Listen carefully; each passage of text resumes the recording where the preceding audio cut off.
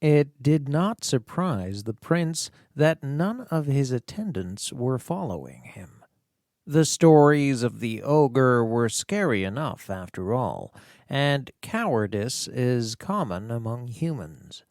If the prince had looked back, however, he would have found that there was more than cowardice that kept his company from following.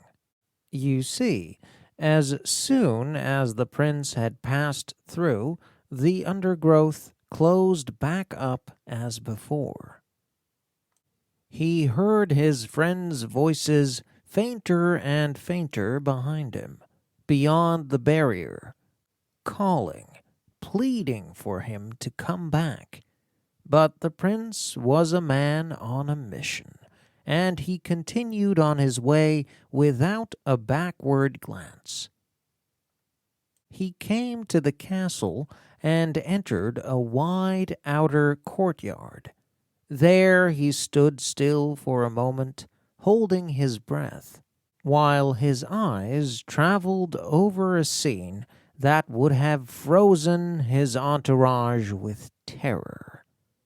The courtyard was silent, dreadfully silent.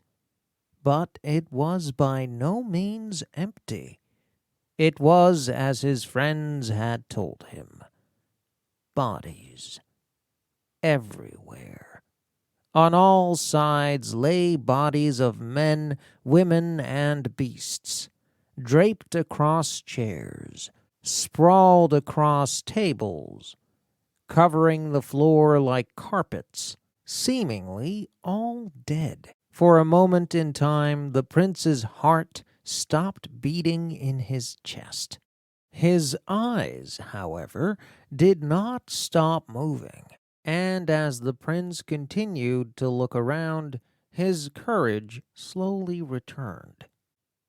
For the bodies around him weren't hurt. They were all whole. The prince could find no missing limbs anywhere. Furthermore, these bodies weren't still. The prince's eyes saw chests moving. The prince's ears could hear soft breathing. These weren't dead bodies. These were sleeping people. People that seemed to have fallen asleep after a night of strong drink. The prince stepped by them and passed across a second great court.